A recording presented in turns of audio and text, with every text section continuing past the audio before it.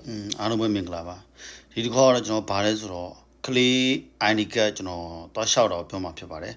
ကိုရီးယားမှာပေါ့ကလေး ID card ကိုကျွန်တော်လာဝက်ကမှာသွားလျှောက်လို့ရှိရင်ဘာတွေလိုလဲဆိုတော့စာရွက်စာတမ်းတွေဘာတွေလိုလဲဆိုတော့ကျွန်တော်ပြောမှာပါပထမချက်တော့ကလေး ID card လျှောက်ပြီဆိုတော့ကလေးရဲ့ passport လိုတယ်ဗျာpassport မရှိဘူးဆိုရင်ကျွန်တော်တို့တန်ရောမြန်မာတန်ရောကနေကျွန်တော်တို့ဟိုထောက်ခံစာပေးလိုက်တယ်ဗျာအဲ့ထောက်ခံစာနဲ့ဆိုရင်သွားလို့ရှိရင်တော့သူက6လစာကျွန်တော်တို့ဟိုအဲ့လိုတော့ရတယ်တက်တန်ပေးတယ်ဗျာအဲ့တခုကလေး passport လိုမယ်ပြီးရင်နောက်တစ်ခုကတော့ဟိုကျွန်တော် application form ဆိုရှိတယ်အဲ့ application form ကတော့ကျွန်တော်ဗာလဲဆိုတော့တန်ဒီလောက်ကရုံးမှာယူလဲရတယ်ကိုပိုင်ကိုကျွန်တော် high Korea ကနေ download ဆွဲပြီးယူလဲရတယ်ကွန်ပျူတာနဲ့ကပို့အဆင်ပြေတယ်ဗျအဲ့ဟာယူရမယ်ပြီးလို့ရှိရင်နောက်စာရွက်တစ်ခုကကျွန်တော်အိမ်ငှားစာချုပ်ပေါ့အိမ်ငှားတဲ့စာချုပ်ရယ်အိမ်ငှားတဲ့ကျွန်တော် form ဖြည့်ရတဲ့ရှိတယ်ဗျအဲ့ဟာလည်းယူရမယ်အဲ့ဟာကျွန်တော်ပြီးရင်ပုံတင်ပြပါမယ်အဲ့နှစ်ခုရယ်နောက်ပြီးတော့ကလေးအတွက်ဓာတ်ပုံက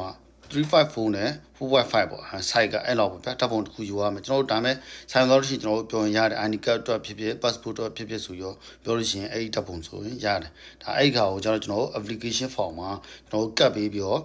တင်ရပါတယ်နောက်ထွေထူးပြောကြဆိုလို့မိဘID card မိထူမေဖေးပေါ့ဗျာဒါတွေနှစ်ခုယူရမယ် passport လည်းမေဖေးဒါပုံမှန်ယူနေကြအတိုင်းယူပါပြီးရင်ကျွန်တော်အလုပ်စာချုပ်ဖေးရဲ့အလုပ်စာချုပ်မိထူယူပါပေါ့ဗျာယူရရင်အဓိကပါဆိုလက်ထက်စာချု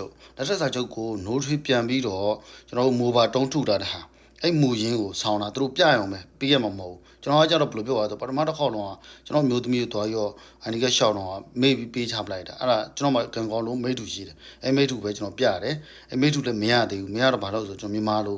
ဟိုမူရင်းရှိတယ်ဗျာမူရင်းကိုကျွန်တော်အဲ့ print ထုတ်တာရှိတယ်အဲ့ဒါကိုပြမှာသူတို့ကနေယုံသွားတယ်အဲ့တော့ကျွန်တော်ဗာလဲဆိုတော့လက်သက်စာချုပ်ကိုnote ပြန်ထားတဲ့ဟာကို mobile တုံးထုထားတဲ့အဲ့မူရင်းလိုတယ်မိတူလည်းလိုတယ်မိတူကတင်ပြရမယ်မူရင်းကြတော့သူတို့ကပြလန်တောင်းတယ်ဗျာချွတ်ကြတော့တူချင်မှတူမယ်ကျွန်တော်တို့ကျွန်တော်စုဝင်ရုံးကြတော့အဲ့ဟာတောင်းတဲ့အတွက်အဲ့ဒါလိုတယ်မဖြစ်မနေအဲ့လေးယူသွားပေးပါဆောင်းသွားပေးပါပြီးလို့ရှင်တော့အခွန်သူတို့ကမကျွမ်းမအောင်ဆိုအခွန်ကတော့ကျွန်တော်တို့လည်းမဖြစ်မနေဆောင်းသွားပေးပေါ့ဗျာဆောင်းတာပေါ့ဒါက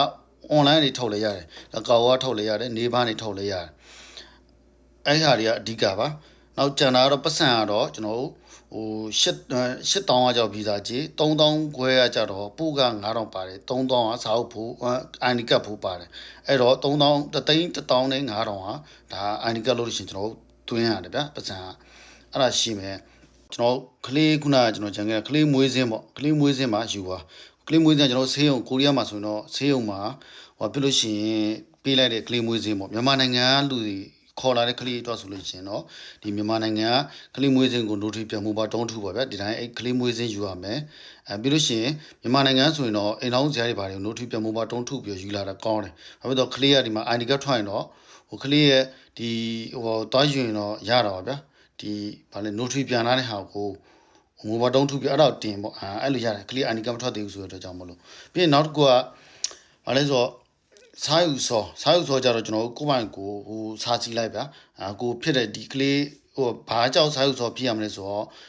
passport မရသေးတဲ့ခါကျတော့ရှင်ကျွန်တော်ဒီစားယူစောကိုရေးပြတာကောင်းတယ်ဗျာဒါကျွန်တော်အတိညီလေးရလဲကျွန်တော်ပြောပြတယ်ကိုဟိုဖြစ်ရင်တခါတည်းရေးသွားလိုက်ယူသွားလိုက်ဆိုတာအဲ့ဒါပူကောင်းတယ်ဗျာဟိုရောက်လို့ရှင်ဘာမှစကားပြောတော့စားယူစောဆိုတာဒီအကြောင်းပြချက်ပေါ့ဗျာဒီ passport ကျွန်တော်မရှိဘဲနဲ့တွားလျှောက်တဲ့အတွက်ကြောင့်မို့လို့ဟိုဒီ passport ကိုလျှောက်ထားစေဆိုတဲ့ဟာကိုကျွန်တော်မြန်မာလိုစာစီပြီးတော့ကျွန်တော်ဟို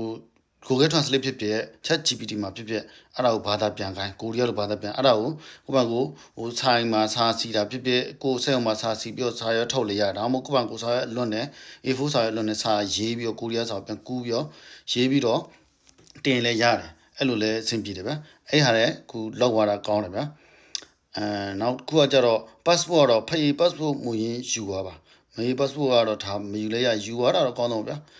ျဘာလို့ဆိုတော့ဖအေး passport ကိုတို့ကဟိုကလေး passport မရသေးတဲ့အတွက်ကြောင့်မလို့ဖအေး passport ကိုတို့ကအဲ့ဟာနဲ့တို့ကကလေးကိုဖအေးနာမည်နဲ့လောက်ထားတာအဲ့လိုမျိုးဖအေးစာအုပ်နဲ့တို့ကဒီ ID ကိုရှောက်ပေးထားတာဗျပြောမဆိုရင်တော့အဲ့လိုအဲ့ကြမှာဒီ6လရတယ်6လပြီးအောင်မကျွန်တော်တို့တစ်ခေါက်ထပ်တူပေါ့ဗျာ passport ရမှာအဲ့လိုမျိုးကျွန်တော်ကအခုက passport မရသေးတဲ့အတွက်ကြောင့်မလို့ခုနကကျွန်တော်ပြောသလိုပေါ့အဲ့ကျွန်တော်အချင်းချုပ်ပြောလို့ရှိရင်တော့ခုနရေးကြီးတာကတော့ဗါလဲဆိုတော့ဖေးမေရဲ့ ID card နော်မိတ်ထူမူရင်ယူရမယ်ပြီးအိမ်စာချုပ် နေထိုင်အိမ်စာချုပ်အဆောင်ဆိုလေတဲ့အဆောင်ရဲ့ထောက်ခံတာစာရွက်ပဲကျွန်တော်ပြောတယ်အဲစာရွက်ကလောက်ကမှာပဲရှိတယ်အဲ့မှာယူပြီးဖြည့်အောင်ပဲပြီးရင် application form ကလည်းလောက်ကမှာဖြည့်ရတဲ့ဟာပြီးရင်ကျွန်တော်တို့ပါတယ်ထောက်ခံစာpassport ထောက်ခံစာအဲ့ဒါယူရမယ်ကလေးတော့ဖြစ်တဲ့အတွက်ကြောင့်မလို့အဲ့လောက်ပါပဲကျန်တာကတော့ကျွန်တော်တို့ပြည်စုံလို့ဘယ်တော့ဘယ်လာဝကပဲတော့အဆင်ပြေအောင်လို့ဆိုရင်ကျွန်တော်ပြည့်စွက်ပြီးအကုန်ပြောတာပါအဲ့တင်ပြီးလိုက်တယ်သူဘာတခုမှပြောတော့ကျွန်တော်တန်းပြီးတန်းစစ်တာနဲ့ကျွန်တော်ဆိုရင်ပြန်လာတယ်တောက်လေးနဲ့ချိန်တောက်လေးနဲ့ပြီးပါတယ်အဲ့ဒီတစ်ခုရှိတာကျွန်တော်လက်ထက်စာချုပ်မှာကျွန်တော်က notary မိုဘာတုံးထူတိုင်းဟာမူရင်းမရှိတဲ့အတွက်ကြောင့်ကျွန်တော်မူရင်းမရှိရင်ဟိုမိထုပြတော့မိထုပြတော့ကမိထုကလည်းသူသဘောမကျအောင်မကျတော့ကျွန်တော်ကအဲ့ဆိုလို့ငါမြန်မာမူရင်းရှိတယ်ပေါ့အဲ့ဟာ print ထုတ်တာပေါ့အဲ့ဟာရလာဆိုပြကြည့်တယ်ဆိုသူပြလိုက်တော့အဲ့ကြမှာသူလက်ခံတယ်ယုံကြည်အဲ့တော့အဲ့ဒါတွေပါဆောင်းသွားဖို့ကျွန်တော်ကပြောပြတာပါအာနီကတော့ခု2ပတ်လောက်ဆိုရင်ထွက်ပါတယ်အဲ့တော့ပါကျွန်တော်ကြောင့်အိမ်ကိုပို့ပေးလိုက်တယ်အဲ့လိုမျိုးပါအားလုံးကျေးဇူးတင်ပါတယ်